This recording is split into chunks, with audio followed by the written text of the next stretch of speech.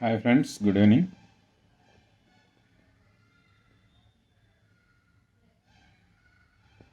ఈరోజు ఏం లేదండి, ఒమిక్రాన్ మీద కొన్ని అప్డేట్స్ ఇద్దామని చెప్పి క్రూజియల్ అప్డేట్స్, ఎందుకంటే అవసరం.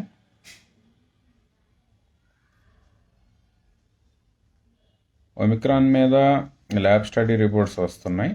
వ్యాక్సిన్ల ఎఫికసీలు 2 డోస్ తర్వాత కూడా, 2 డోసులు చేసుకున్న తర్వాత కూడా ఎఫికసీలు ఆల్మోస్ట్ ఏమీ లేవు. న్యూట్రలైజింగ్ టైట్రీలు దారుణంగా పడిపోయాయి. ఇప్పటివరకు వచ్చే వేరియంట్లలో హయ్యెస్ట్ డ్రాప్ ఒమిక్రాన్కి చూడటం జరిగింది. అది ఆక్స్ఫర్డ్ స్టడీలు కానివ్వండి, హాంకాంగ్ స్టడీలు కానివ్వండి, జర్మన్ స్టడీలు కానివ్వండి, almost all studies near by 40-fold drop, 40 రెట్లు న్యూట్రలైజేషన్ టైట్రీలు పడిపోయాయి. వుహాన్ వైల్డ్ టైప్ వైరస్తో పోల్చుకుంటే ఆన్ అండ్ యావరేజ్ 40-fold పడిపోయాయి. దీని ఇండికేషన్ ఏంటంటే, మనం ఫస్ట్ నుంచి చెప్తున్నాం, యాంటీబాడీలు నమ్ముకోకండి, బీ సెల్ని నమ్ముకోకండి. RNA fast mutating RNA virus మనం ఎక్కడ కొడితే అక్కడ గార్డులు పెట్టుకుంటా ఉంది. అది ఇంటెలిజెంట్ వైరస్. యాంటీబాడీలు నమ్ముకొని పెద్ద ఉపయోగం లేదని చెప్పి పోయిన సంవత్సరం సెప్టెంబర్ నుంచి మనం వాదిస్తూ వస్తున్నాం. కానీ మొండిగా మూర్ఖంగా యాంటీబాడీలు ఎమ్మటి బీసెల్ ఎమ్మటి పడ్డారు. 1 year క్రూజియల్ టైము. ఫస్ట్ నుంచి మనం చెప్తా ఉంటాం, మానవాళికి జరిగిన పెద్ద ద్రోహం ఏంటంటే, దీనివల్ల థెరపాటిక్స్ డెవలప్ అవ్వలేదు, డ్రగ్స్ డెవలప్ అవ్వలేదు. యాంటీబాడీల చుట్టూ తిరిగింది. అది వ్యాక్సిన్ యాంటీబాడీలు కావచ్చు, లేకపోతే కాక్టైల్ యాంటీబాడీల చుట్టూ. కానీ ఇప్పుడు ఫైనల్లీ ఎక్కడికి వచ్చామంటే, మళ్ళీ తిరిగి స్క్వేర్ వన్కి వస్తాం. ఇదేంటంటే ఒక సర్కిల్లో తిరుగుతున్నట్టు ఉంది, రౌండ్ అండ్ రౌండ్. కరెక్ట్ కాదు. ఇప్పటికైనా పాలసీలు మార్చుకోవాలి గ్లోబల్. కానీ ఇప్పటికీ సరే, ఈ ఎన్నోవైరస్ వెక్టార్లు చెడాక్స్ 01 అంటారు, ఆస్ట్రాజెనికా మన కోకవచాలు. కానీ ఈ అయితే ఇప్పుడు ఇటు బూస్టర్ల పరిస్థితి ఏంటో తెలియదు. ఎందుకంటే బూస్టర్లతో వెళ్ళాలి అంటే యాంటీ వెక్టార్ ఇమ్యూనిటీ అని మనం ఎప్పుడూ చెప్తూ ఉంటాం. 3rd డోసు, 2nd డోస్కి వెళ్ళటమే పెద్ద బూతు. ఎందుకంటే జాన్సన్ అండ్ జాన్సన్లో చూడండి, 2 అదైనా మన కోకవచమైనా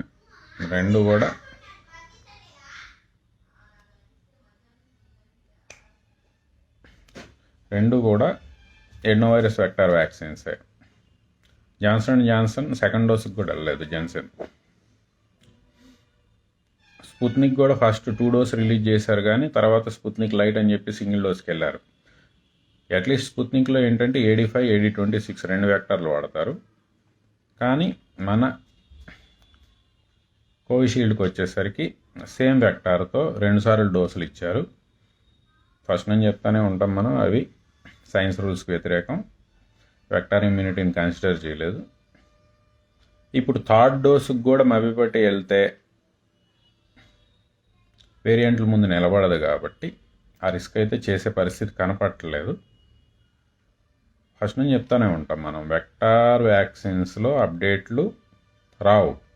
ఎందుకంటే ఆడు శాటిలైట్ డెవలప్ చేయాలి, ర్యాకెట్ డెవలప్ చేయాలి, 2 డెవలప్ చేసుకోవాలి.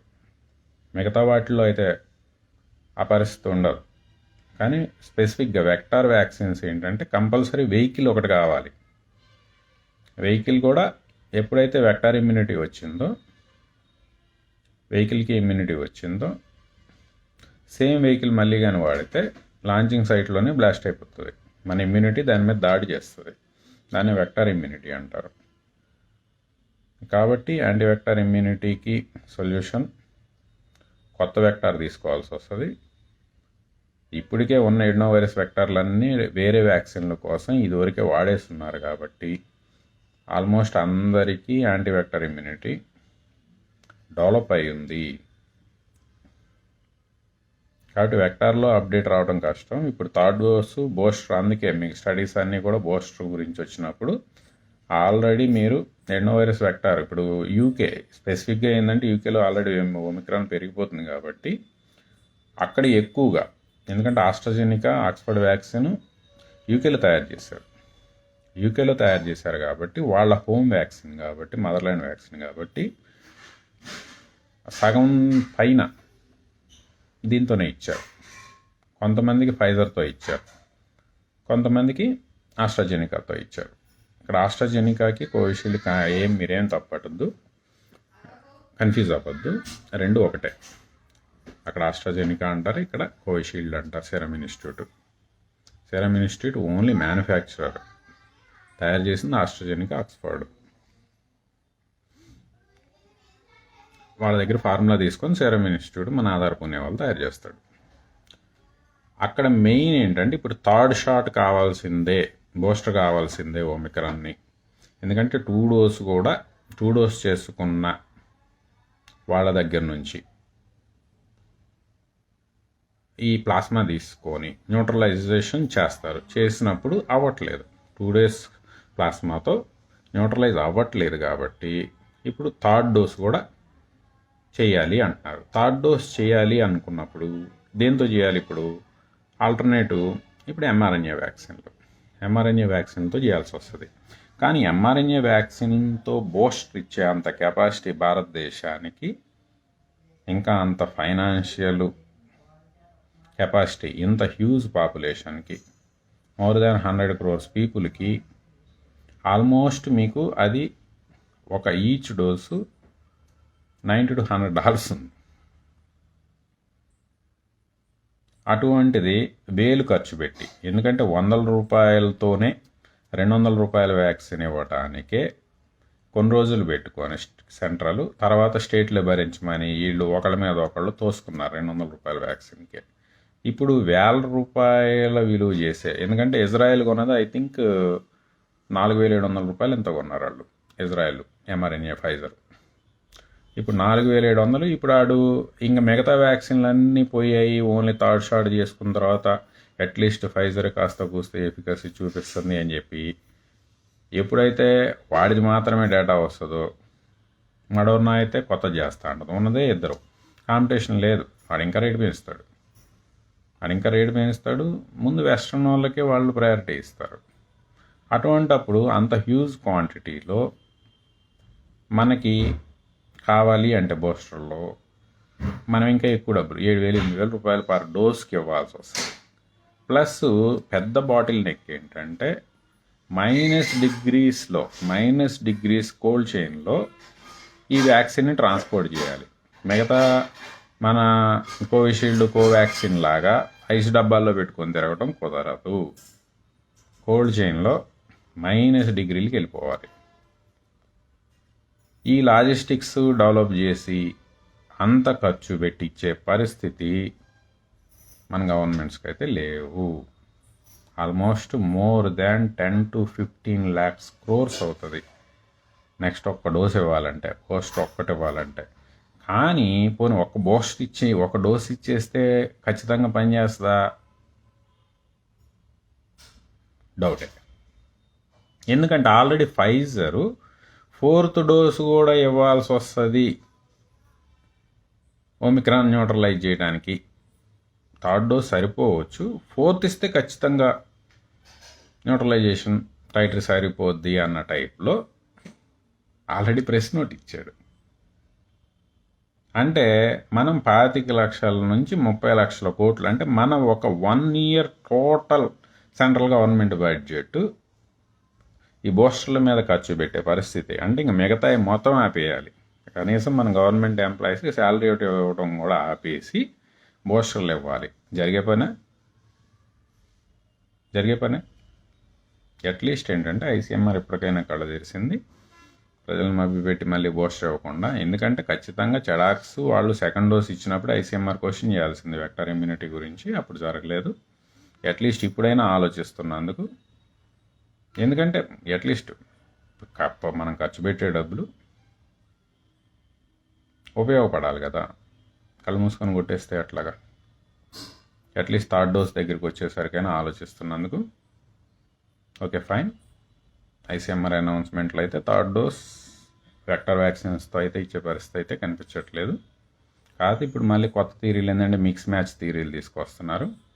మిక్స్ మ్యాచ్లు ఇటు కోవిషీల్డ్ చేసినాడు కోవాక్సిన్ చేసినాడు కోవిషీల్డ్, ఈ టైప్లో ఏదో ట్రై చేస్తున్నారు. కానీ ఇక్కడ ఏంటంటే ఈరోజు వచ్చిన ఇంకొక స్టడీ చైనా సినోవాక్ వాళ్ళది, కరోనా వ్యాక్ అంటారు, ఇనాక్టివేటెడ్ వర్షన్, ఏ మాత్రం న్యూట్రలైజేషన్ టైట్రిల్ రాలేదు ఒమిక్రాన్ మీద, ఏమాత్రం రాలేదు. రెండోది ఏంటంటే ఒమిక్రాన్ సౌత్ ఆఫ్రికాలో వచ్చిన దానికి BA.1 అంటాం, ఇప్పుడు ఆల్రెడీ BA.2 వచ్చింది, ఇప్పుడు మళ్ళీ BA.1 ప్లస్ 346 వస్తున్నాయి. 452 Rలు delta mutation, CD8 escape mutation అవి వస్తున్నాయి. ఎవాల్యుయేషన్ పెరుగుతూనే ఉంది. దాని ఎవాల్యుయేషన్ ఆగట్లేదు. మనం ఇంకా వెపన్స్ అప్డేట్ చేసుకోవడానికి మనం ఎత్తుక్కునే పరిస్థితుల్లో, యువతల కడు పేదరికంలో పైసలు అటు వెపన్స్ కొత్త ఏ పని చేస్తున్నాయి ఎత్తుక్కోవాలి, రెండో పక్క డబ్బులు ఎత్తుక్కోవాలి. ఈ పరిస్థితుల్లో మనం ఉంటే అది మటుకు దాని అప్డేటు, దాని వెపన్స్ అప్డేటు, కొత్త మ్యూటేషన్లు ఎవాల్యుయేషన్ అయితే ఆగట్లేదు. రెండోది ఏంటంటే మెయిన్ మైల్డ్ అంటున్నారు. ఏదో సౌత్ ఆఫ్రికన్ మెడికల్ అసోసియేషన్లో ఒక డాక్టర్ వచ్చి ఏదో మైల్డ్ అన్నది అని చెప్పి నిన్నటిదాకా వాట్సాప్లో వీటిలో కూడా తిరిగాయి. ఇంతవరకు ఒక డెత్ కాలేదు, ఫ్లూ లాగా వచ్చిపోతుంది. ఎందుకు దానికి భయపడుతున్నారు? ఒమిక్రాన్ మైల్డ్, భయపడాల్సిన పనే లేదు. ఒకటి గుర్తుపెట్టుకోండి, ఆల్రెడీ యూకేలో ఫస్ట్ డెత్ అయింది. రెండోది ఆఫ్రికా నుంచి వచ్చే డేటా మీద అంత రిలే అవ్వాల్సిన అవసరం లేదు. ఫస్ట్ థింగ్, యూకే డేటా కొంతవరకు రిలే అవ్వచ్చు. ఇప్పుడు యూకేలో ఆల్రెడీ కేసులు విపరీతంగా పెరుగుతున్నాయి. రెండోది యూకేహెచ్ఎస్ఏ కానీ వీళ్ళు ఏంటంటే నిర్మోహమాటంగా గవర్నమెంట్తో సంబంధం లేకుండా డేటా ఇచ్చేస్తారు. కొంతవరకు రిలే అవ్వచ్చు. అక్కడ నుంచి డేటా హాస్పిటలైజేషన్ మీద కానీ డెత్స్ మీద కానీ డేటా అక్కడ నుంచి వచ్చిన తర్వాత ఆలోచిద్దాం. కానీ బ్రిటన్ వార్నింగ్ అయితే టైడల్ వేవ్ వస్తుంది, సిద్ధపడమని. వాళ్ళు ఆస్ట్రాజెనికా బూస్టర్ పక్కా పెట్టి థర్డ్ డోసు ఫైజర్తో పోతున్నారు. మనకు ఆ ఛాన్స్ లేదు కాబట్టి ఏం చేయాలి? దీని గురించి ఖచ్చితంగా గవర్నమెంట్స్ ఎప్పటికైనా ఆలోచించాలి. దేనికి వెళ్తారు? ఆల్టర్నేటివ్ దేనికి వెళ్తారు?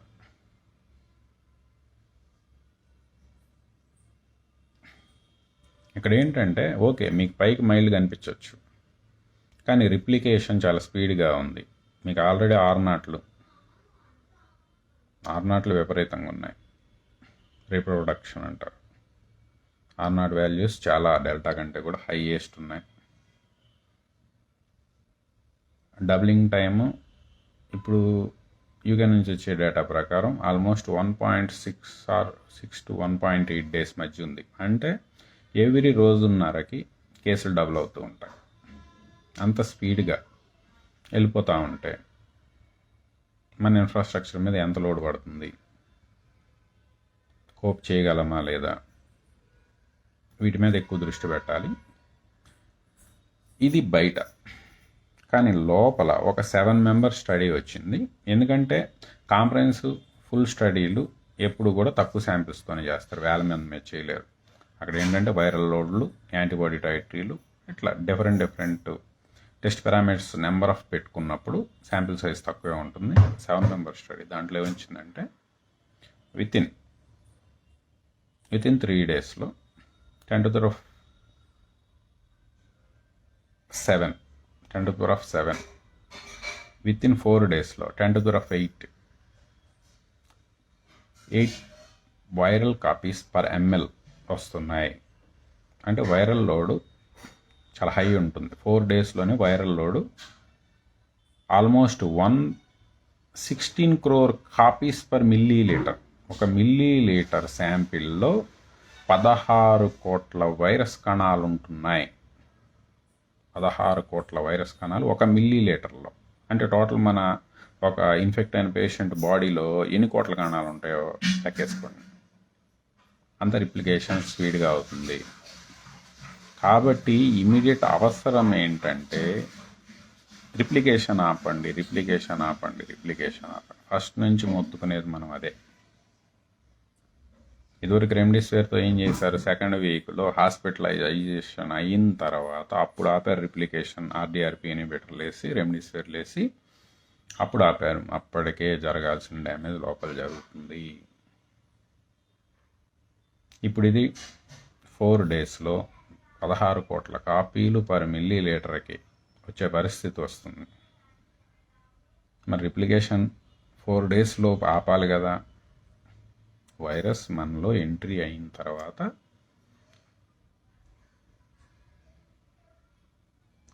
థర్డ్ డేకి 1.5 to 2 crore కాపీస్ వచ్చాయి యావరేజ్గా. ఏది ఫైజర్ 40,000 యూనిట్ల యాంటీబాడీలు 40,000 AU/ml యాంటీబాడీలు ఉండంగా mRNA Pfizer vaccine double dose booster అయిపోయి 40,000 AU/ml యాంటీబాడీలు బ్లడ్లో తిరుగుతూ ఉండగా 16 కోట్లు పర్ మిల్లీ లీటరు వైరస్ కాపీలు వచ్చాయంటే మరి మన వెక్టర్ వ్యాక్సిన్లతో న్యూట్రలైజేషన్ టైట్రీలు ఇంకా పడిపోయాయని చెప్పి వేరే స్టడీలో చూపిస్తూ ఉంటే మరి ఇదేమాత్రం రిప్లికేషన్ అడ్డుకోగలుగుతుందా? డెల్టాలో చూసాం వ్యాక్సినేటెడ్ ఆర్ అన్వ్యాక్సినేటెడ్ వైరల్ లోడ్లు సేమ్ ఉంటున్నాయని. మరి ఈ టైప్లో వైరల్ లోడ్లు పెరిగిపోతే వైరల్ లోడ్ పెరిగిపోయినా కానీ ఏం కాదు అని వాదించే వాళ్ళు ఉన్నారు. ఆ అప్రోచ్ కరెక్ట్ కాదు. సింటమ్స్ బయటికి రావట్లేదు అంటే మైల్డ్ అంటే దానివల్ల ఇబ్బంది లేదు అని కాదు. దయచేసి దాన్ని అలా అర్థం చేసుకోవద్దు. నొప్పి తెలియకుండా లోపల కణాలని డ్యామేజ్ చేస్తుంది అని అర్థం. డెల్టాలోనే మాట్లాడుకున్నాం, CD8 T సెల్ ఎస్కేప్ వస్తున్నాయి L452Rలో. కాబట్టి ఏంటంటే మైల్డ్ అని ఎగరద్దు. ఎప్పుడు ఎగరాలంటే ఇప్పుడు చెప్పాను చూసారా, దట్ వైరల్ లోడు రావడానికి 15-20 రోజులు టైం పడుతుంది అనుకున్నప్పుడు అప్పుడు ఎగరండి. 15 రోజులకి 10⁴, 10⁵ వచ్చింది వైరల్ లోడు, సిటీ వాల్యూలు 25 వచ్చాయి, అప్పుడు ఆనందపడండి. అంతేగాని లోపల వైరల్ లోడ్ పెరుగుతూ ఉంటే అర్థం పర్థం లేని సైన్స్తో సింటమ్స్ రావట్లేదు అంటే ఇన్ఫ్లమేషన్ రావట్లేదని. ఇన్ఫ్లమేషన్ ఎప్పుడు వస్తుంది? ఫైటింగ్, లోపల యుద్ధం, వార్ఫీల్డ్లో భయంకరమైన యుద్ధం జరిగితే అప్పుడు వాల్స్ ఈ కణాలు ఆ కణాలు కొట్టేసుకొని రప్చర్ అయ్యి వాసిపోతాయి. That is called inflammation. అప్పుడు జ్వరాలు వస్తాయి, అప్పుడు నొప్పులు వస్తాయి. అసలు మనం ఫైట్ ఇచ్చే పరిస్థితిలోనే లేనప్పుడు, యుద్ధమే జరగనప్పుడు, దానిపైన అది రిప్లికేట్ చేసుకుంటూ వెళ్ళిపోతూ ఉన్నప్పుడు ఇన్ఫ్లమేషను సెల్స్ బాగా డిస్ట్రాయ్ అయ్యి ఆర్గాన్స్ ఇబ్బంది పడ్డాక వస్తాయి. అప్పుడు దాకా ఏమీ తెలియదు బయట. దయచేసి ఏంటంటే దాన్ని అర్థం చేసుకోవడానికి ట్రై చేయండి. అట్లీస్ట్ ఇప్పటికైనా మెడికల్ ఫీల్డ్లో ఓన్లీ ఇదివరకు లిమిటెడ్ రైట్ టైంలో డెక్సామెథసోన్ ఆర్ మెథాల్పరెడ్జోన్ అదొకటి వర్కౌట్ అయింది డ్రగ్గు. ఇప్పుడు మళ్ళీ ఇంకొక హోప్ ఇచ్చిన డ్రగ్గు ఫైజర్ ప్యాక్స్లోవిడ్. మోల్నూపిరావిర్ అనుకున్నారు కానీ మోల్నూపిరావిర్ కూడా జెండా ఎత్తేసింది. ఓన్లీ హోప్ ఇచ్చిన డ్రగ్గు ఈరోజు ఫుల్ ట్రయల్ వచ్చింది. Interim results 89%. ఫుల్ ట్రయల్లో కూడా ఈరోజు మంచి రిజల్ట్ వచ్చింది. 0 deaths. 80% against hospitalization. 10-fold viral load control group placebo గ్రూపులు కంపేర్ చేసినప్పుడు 10-fold రిడక్షన్ ఉంది. వైరల్ లోడ్ తగ్గించిన ఏకైక మందు, ఇంట్లోనే వేసుకోగలిగే మందు ప్యాక్స్లోవిడ్ వచ్చింది. కానీ దాని ప్రైస్ మటుకు వెస్ట్రన్ కంట్రీసే తప్ప మనం ఎఫోర్డ్ చేసే పరిస్థితి అయితే లేదు. లక్షల్లోనే ఉంటుంది. ప్లస్ వాళ్ళ కెపాసిటీ కూడా 80 lakhs క్యాప్సూల్స్ ఏం చేయగలుగుతారు పర్ ఇయర్. వాటి ప్రొడక్షన్ పెరిగి పేటెంట్ రైట్స్ ఫ్రీ అయ్యి మన మీద దయ చూపించి మన మార్కెట్లోకి ఎప్పుడు వస్తాయో తెలియదు. కానీ మెకానిజం అయితే మనం ఎప్పటి నుంచో మొత్తుకుంటూ ఉంటాం. ఇన్హిబిటార్లు. రిప్లికేషన్ ఇంటి దగ్గర ఆపండి. మీకు తెలియకుండా అది లోపలికి వెళ్ళిపోయి పెరిగిన తర్వాత కూడా సింటమ్స్ బయటికి రాకుండా తెలియట్లేదు కాబట్టి అవసరమైతే ముందుగానే వాడండి. అటువంటి ఇన్హిబిటార్లు వాడుకోండి అని మనం ఫస్ట్ నుంచి ప్రొపగేట్ చేస్తూ ఉన్నాం. అదే ఇన్హిబిటార్ల కోవకు చెందిందే ప్యాక్స్లోవిడ్, ఫైజర్ ప్యాక్స్లోవిడ్. కాకపోతే ఫైజర్ బ్రాండ్ కనపడితేనే దానికి మన మీడియాలో కానీ మన మిగతా మెడికల్ ఫెటర్నిటీలో కానీ దానికి ప్రమోషను అడ్వర్టైజ్మెంటు ప్రమోషను ఉంటుంది. ఎందుకంటే లక్షలు ఉంటాయి కదా, ఎవరికి అందాల్సిన వాళ్ళకి అందుతాయి, అందరూ కోఆపరేట్ చేస్తారు. ఇంటికాడ దొరికేయి వాడుకోండి అంటే ఎవరు వినరు. ఓకే, అట్లీస్ట్ ఏంటంటే సరే అఫోర్డబిలిటీ ఉన్నోళ్ళు ఫారెన్ నుంచి ప్యాక్స్లోవిడ్ తెప్పించుకొని వాడుకోండి. ప్యాక్స్లోవిడ్ ఎఫర్డ్ చేయలేని వాళ్ళు సేమ్ అది 3CL Pro inhibitor, same 3CL Pro inhibitor మెకానిజంలోనే మనకు వర్స్టైన్ కానీ వరాక్సిలిమ్ ఇండికంలోని బైకాలిన్ కూడా అలాగే సేమ్ ప్యాక్స్లోవిడ్ మెకానిజంలోనే దానికంటే ఎక్కువ డాకింగ్ స్కోర్తో, ప్యాక్స్లోవిడ్ కంటే ఎక్కువ. ఎవరికి చెప్పాం, రెమ్డెసివిర్ కంటే కూడా మెంతులకి ఆర్డిఆర్పి డాకింగ్ స్కోర్ ఎక్కువ. అదే టైప్లో ప్యాక్స్లోవిడ్ కంటే కూడా ఎక్కువ డాకింగ్ స్కోర్తో ఉన్నటువంటి వర్స్టైన్ కానీ లేకపోతే వరాక్సిలిమ్ ఇండికమ్ కానీ. వరాక్సిలిమ్ ఇండికంలో బైకాలిన్ ఉంటాయి. ఇవి రెండు కూడా 3CL Pro ఇన్హిబిటార్సే. మీకు ఇంకా మంచి గొప్ప విషయం చెప్తా, ప్యూర్ తేనె కానీ దొరికితే అది కూడా 3CL Pro ఇన్హిబిటారే. ప్యూర్ తేనె వాడినా సరిపోతుంది. ప్యాక్స్లోవిడ్ వాడినా, ప్యూర్ తేనె వాడినా, ఉల్లి నుంచో లేకపోతే ద్రాక్ష గింజల నుంచో తీసే వర్స్టైన్ వాడినా,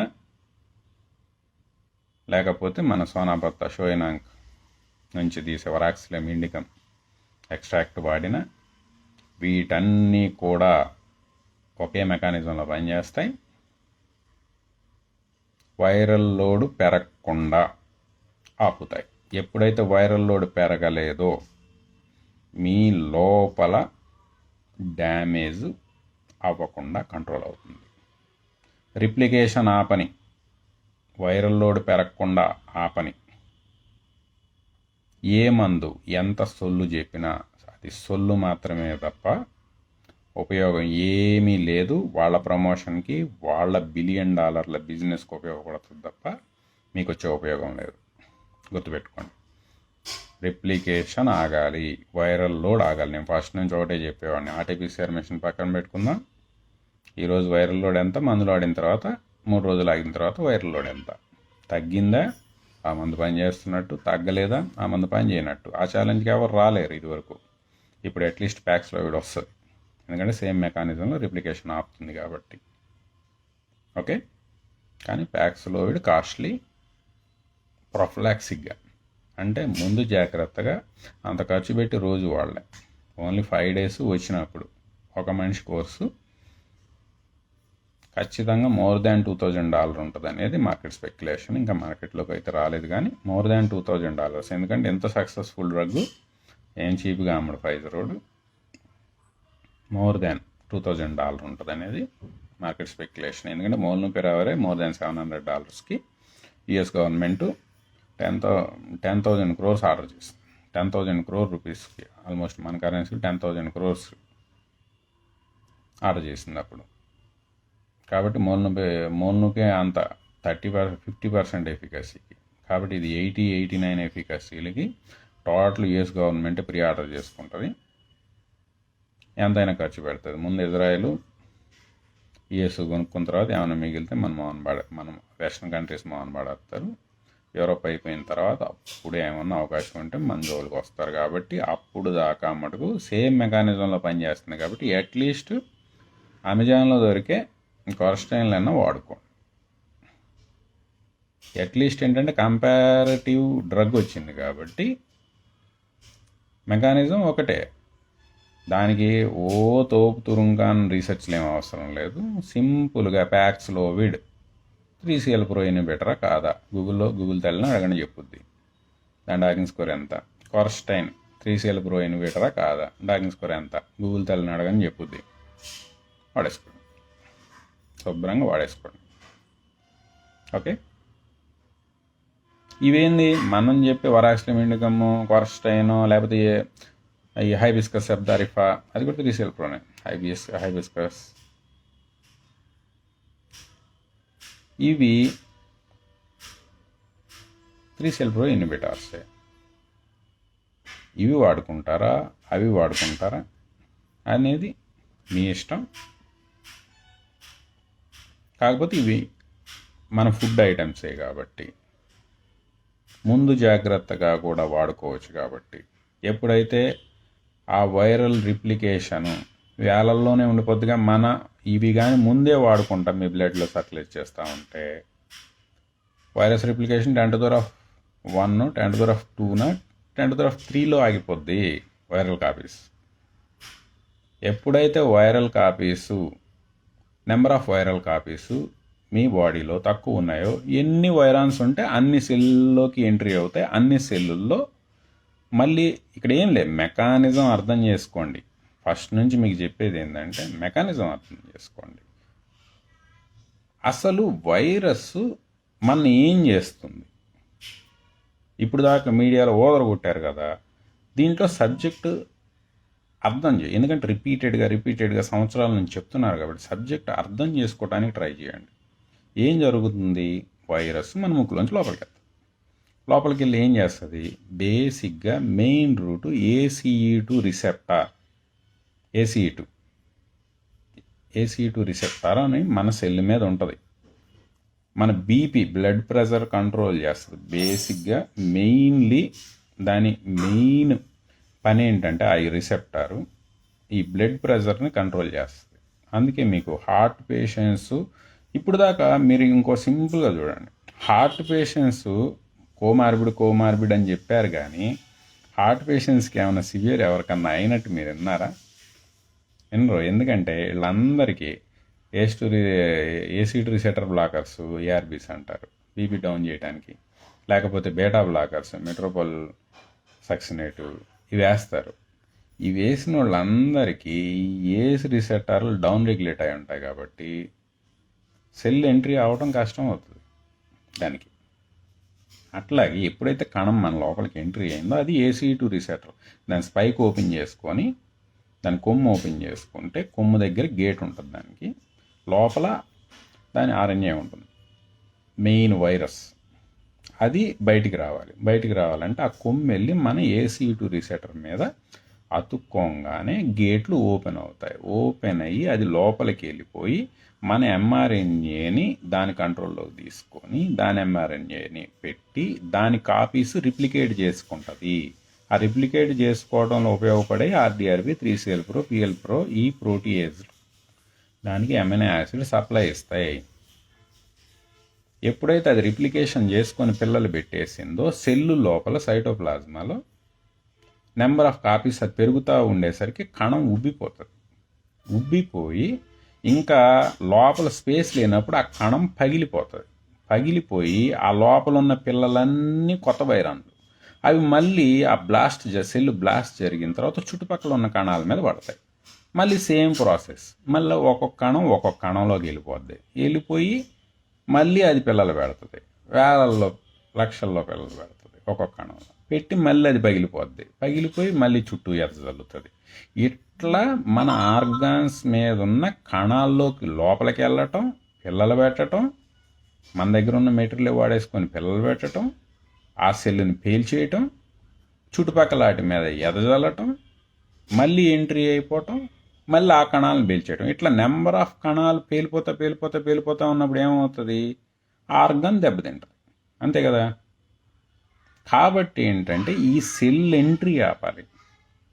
ఈ నెంబర్ ఆఫ్ పిల్లలు పెట్టేస్తే ఎక్కువ సెల్స్ని డ్యామేజ్ చేసేస్తుంది. కాబట్టి రిప్లికేషన్ ఆపాలి. ఫస్ట్ నుంచి మనం మొత్తుకునేది అదే, సెల్ ఎంట్రీ ఆపండి, సెల్ లాక్డౌన్ చేయండి, రిప్లికేషన్ ఆపండి. కానీ ఫస్ట్లో మన వ్యాక్సిన్లు తయారు చేసినప్పుడు ఏం చెప్పారు? యాంటీబాడీ వెళ్ళి ACE2 రిసెప్టర్కి ఈ స్పైక్కి మధ్యలో యాంటీబాడీ లాక్ అయ్యి ఈ రెండు అటాచ్ అవ్వకుండా అడ్డం పడుతుంది, సెల్ ఎంట్రీ ఆపేస్తుంది. రిప్లికేషన్ ఇంకా సెల్ లోపలికే వెళ్ళలేదు కాబట్టి రిప్లికేషన్ అవ్వదు, మీరు సేఫ్ అని చెప్పారు. ఎప్పుడైతే న్యూట్రలైజేషన్ టైట్రీలు రాలేదో స్టోయిల్ మార్చుకుంటూ వెళ్తున్నారు. సరే, వాళ్ళ వ్యాపారం కోసం వాళ్ళు మార్చుకున్నారు. ముందు మనం ఉండాలి కదా, కాబట్టి ముందు సబ్జెక్ట్ అర్థం చేసుకోండి. సబ్జెక్ట్ అర్థం చేసుకొని సెల్ ఎంట్రీ ఆపుకోండి, రిప్లికేషన్ ఆపుకోండి. ఇవాళ ప్యాక్స్లోవిడ్కి అంత ఎఫికసీ ఎందుకు వచ్చింది? ప్యాక్స్లోవిడ్ కంట్రోల్ గ్రూప్లో ఎందుకు ఒక్కళ్ళు కూడా డెత్ అవ్వలేదు? ఎందుకంటే అది సక్సెస్ఫుల్లీ రిప్లికేషన్ ఆపింది కాబట్టి దాంట్లో ఎఫికసీ అంత బెస్ట్ రిజల్ట్స్ వచ్చాయి. కానీ ఏంటంటే ఒక ఫైజర్ చెప్తాను, ఒక మెర్క్ చెప్తాను, లేకపోతే ఒక పెద్దోడు చెప్తాను మాత్రమే వింటాం మనం. వాళ్ళు ఏం చేస్తారు? వేల మంది మీద క్లినికల్ ట్రయల్ చేస్తారు, రిలయబుల్ డేటా ఉంటుంది, అంత బాగానే ఉంటుంది. కానీ ఎప్పుడైతే అంత ఇన్వెస్ట్ చేశారో, అంత డబ్బులు ఇన్వెస్ట్ చేసినప్పుడు వాడు రిటర్న్ ఆశిస్తాడు కదా. కానీ ఇవాళ ఏంటంటే నెంబర్లకు విలువ లేకుండా ఆ రిటర్న్ ఆశించే రిటర్ను ఆల్టర్నేటివ్ లేదు కాబట్టి అనంతమైపోయింది. కానీ వాళ్ళ అత్యాశకి ఏమవుతుంది? అది ఓన్లీ అభివృద్ధి చెందిన దేశాలకు మాత్రమే అవి ఉపయోగపడితే, ఇవాళ ఒమిక్రాన్ ఏం చూపిస్తుంది? ఇప్పుడు స్టార్టింగ్లో ఒక నింద వేశారు, ఆఫ్రికాలో లో వ్యాక్సినేషన్ కాబట్టి అక్కడ వచ్చింది కొత్త వేరియంట్, కాబట్టి it's a pandemic of unvaccinated అన్నారు. లేదు, దాని మూలాలు యూకేలోనూ యూరోప్లోనూ బయటపడ్డాయి అన్న తర్వాత reverse batch it's a pandemic of vaccinated అనగానే మళ్ళీ ఎవరికాళ్ళు సైలెంట్ అయిపోయారు. ఇప్పుడు ఎవరు సౌత్ ఆఫ్రికాలో పుట్టింది అని గట్టిగా మాట్లాడట్లా. సౌత్ ఆఫ్రికా వాళ్ళు కనిపెట్టారు, దే ఆర్ గ్రేట్ అంటున్నారు. ముందు నింద వేసేద్దామని రెడీ అయ్యారు. కానీ విషయం ఏంటంటే యూరోప్లోనే పుట్టింది అనేది ఎవిడెన్స్ ఎక్కువ బిల్డ్ అయింది.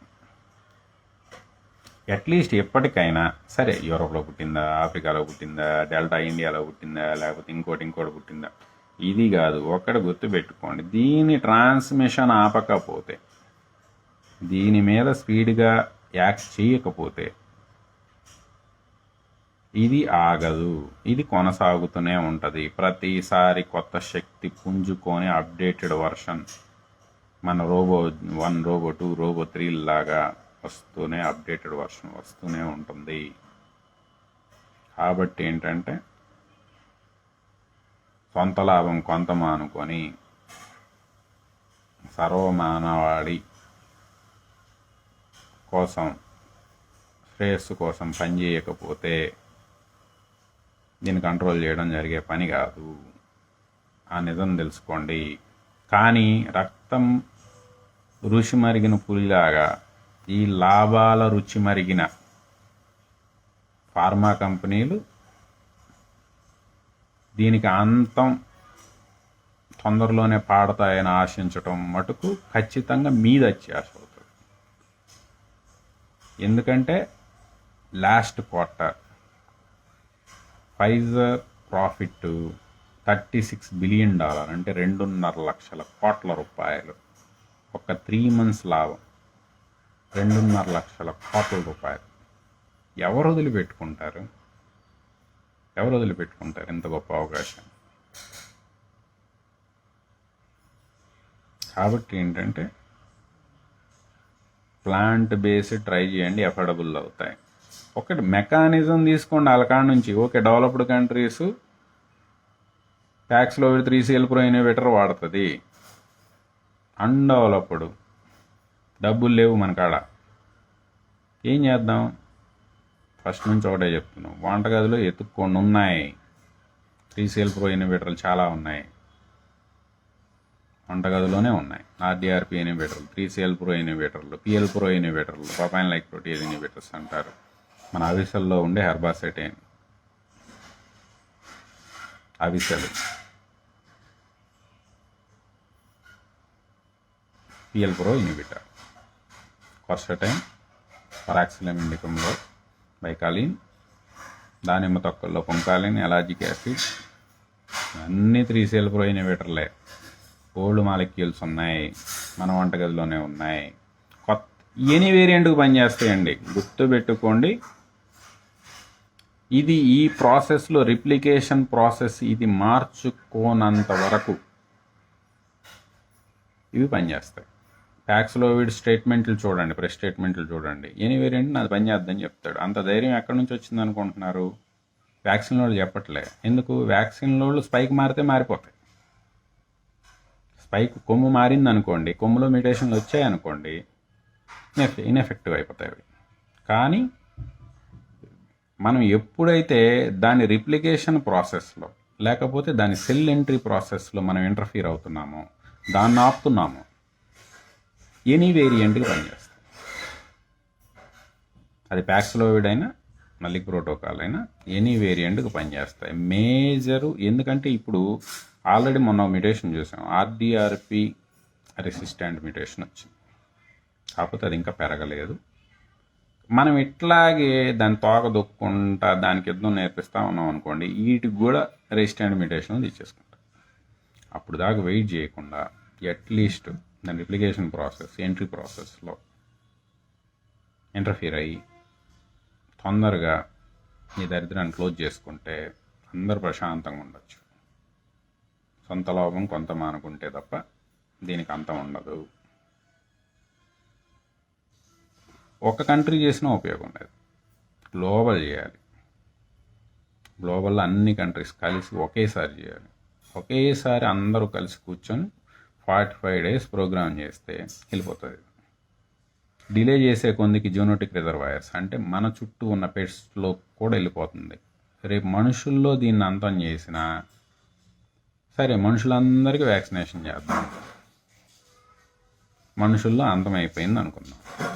మరి తీసుకెళ్ళి పిల్లుల్లో, పులుల్లో, దుప్పుల్లో, మింకుల్లో, ఇట్లా మన చుట్టూ ఉన్న జంతువుల్లో రిజర్వాయర్లు అయిపోతున్నాయి.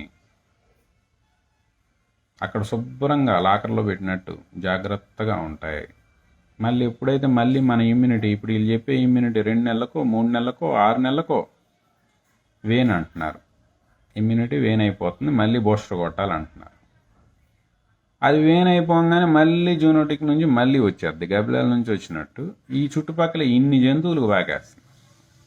ఇన్ని జంతువులు ఏదో ఒక జంతువు నుంచి మళ్ళీ అంటుకుంటుంది, మళ్ళీ స్ప్రెడ్ అవుతుంది, మళ్ళీ పెరిగిపోతుంది, మళ్ళీ దానికి కొత్త టైప్ బూస్టర్ తయారు చేసి మళ్ళీ కొట్టి ఎన్ని రోజులు ఇలా?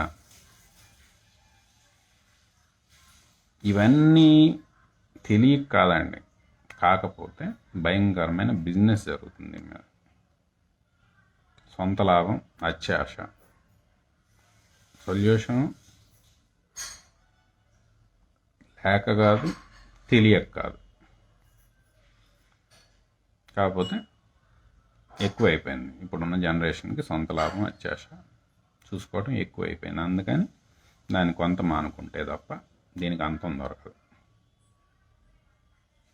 ఇదంతా కూడా గ్లోబల్ లెవెల్లో జరగాల్సిన ప్రాసెస్ కాబట్టి, అంత తేలిక కాదు కాబట్టి మన కుటుంబాల వరకు మనం చూసుకుందాం. ఓకే, అట్లీస్ట్ మీరైనా ఏదో ఒకటి. అది మెయిన్గా ఏంటంటే పొటెంట్ ఇన్హిబిటర్స్, కొర్స్టైన్ కానీ వరాక్సిలం ఇండికమ్ కానీ, ఇవి 2 అదో ఒక 10 రోజులు బ్రేక్ ఇచ్చి ఇదో ఒక 10 రోజులు, ఇట్లా అట్లీస్ట్ బయట తిరిగే వాళ్ళైనా ఖచ్చితంగా వేసుకోండి. మీ బ్లడ్లో ఏదో ఒక ఇన్హిబిటార్ ఎప్పుడూ తిప్పుతూ ఉండండి, రిప్లికేట్ అవ్వకుండా, లోపల డ్యామేజ్ జరగకుండా ఉంటుంది. ఓకే, అట్లీస్ట్ ఏంటంటే ఏదో ఒక ఇన్హిబిటార్ మీ బ్లడ్లో తిప్పండి. సరే, మైల్డ్ అయితే మంచిదే. రేపు వచ్చే వేరియంట్లు కూడా ఇంకా మైల్డ్ అయిపోయి ఫ్లూ లాగా వచ్చి వెళ్ళిపోతే ఇంకా మంచిదే. వాటన్నిటికీ స్టడీలు వచ్చేసరికి, వాటి మీద నిజాలు మీకు తెలిసేసరికి మీకు లోపల ఇబ్బంది అయిపోయి తర్వాత వేస్ట్ కదా. అందుకని జాగ్రత్తగా ఉండండి, కొంచెం జాగ్రత్తగా ఉండండి. తప్పదు, బయట తిరిగే వాళ్ళైనా. ఎందుకంటే ముందు వాళ్ళల్లోకి ఎంట్రీ అయ్యి వైరస్ రిప్లికేట్ అయ్యి వైరల్ లోడ్ పెరిగిపోయి మళ్ళీ రివర్స్లో ముక్కులోంచి బయటకు వదిలితే తప్ప పక్కన వాళ్ళకి అంటీలేం ట్రాన్స్మిషన్. కాబట్టి బయట తిరిగే వాళ్ళైనా రిప్లికేట్ అవ్వకుండా మీలోకి ఎంట్రీ అయిన దాన్ని, ఆ ఎంట్రీ అయిన 10 కణాలు 100 కణాలు 1000 కణాలు అంతటితోనే వాటిని లేపవతలు పడేస్తే లోపల మనకి డ్యామేజ్ అవుతుంది, మళ్ళీ ఇంటికి తెచ్చి మనం ఫ్యామిలీకి అంటించాం.